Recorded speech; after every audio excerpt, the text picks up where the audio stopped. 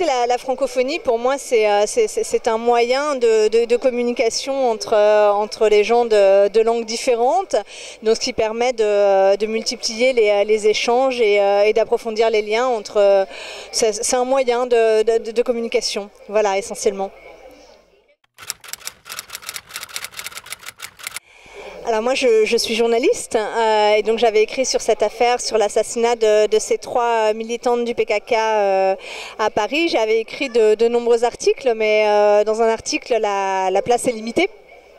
Donc à chaque fois j'étais un petit peu frustrée parce que vu qu'en plus c'est une affaire très complexe, le temps d'expliquer un petit peu les choses essentielles pour que le lecteur comprenne, eh ben on arrive à la fin de l'article. Donc j'avais vraiment envie d'avoir de la place pour pouvoir expliquer, pouvoir expliquer toutes les ramifications de cette affaire, l'exposer dans toute sa complexité et de décortiquer un petit peu toutes les questions qu'elle posait.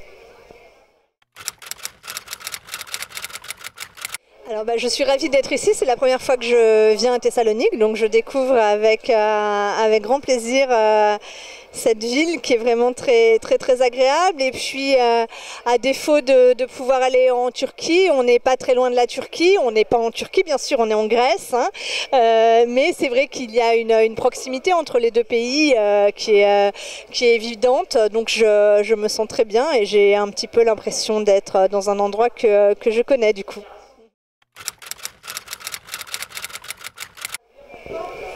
Alors les réseaux sociaux, par exemple pour parler de la Turquie, sont absolument essentiels dans des pays comme la Turquie où la presse, où les médias n'ont plus aucune liberté, où ils sont soumis à une censure et où ils se censurent eux-mêmes.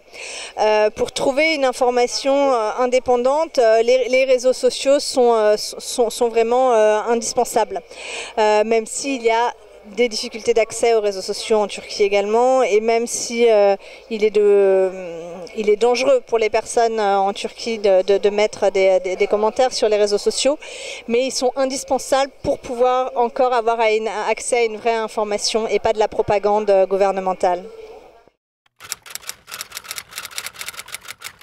Alors j'ai de nombreux projets, je continue à travailler sur la Turquie, mais pas seulement. Et en ce moment, j'ai un projet qui me tient particulièrement à cœur. C'est un projet documentaire que je suis sur le point de terminer pour la radio cette fois-ci. C'est une série documentaire qui suit une mère de famille en France dont la fille s'est radicalisée. S'est converti à l'islam mais s'est radicalisé et a d'abord eu des velléités de départ en Syrie pour rejoindre l'État islamique en 2014. Il a renoncé, mais encore aujourd'hui, même si elle a totalement renoncé à ce procès, à ce projet djihadiste, a encore, selon sa mère, un rapport un petit peu compliqué à la religion, et donc je suis vraiment le point de vue de la mère, de la maman qui fait tout son possible pour maintenir sa fille à flot. Merci beaucoup. Merci à vous.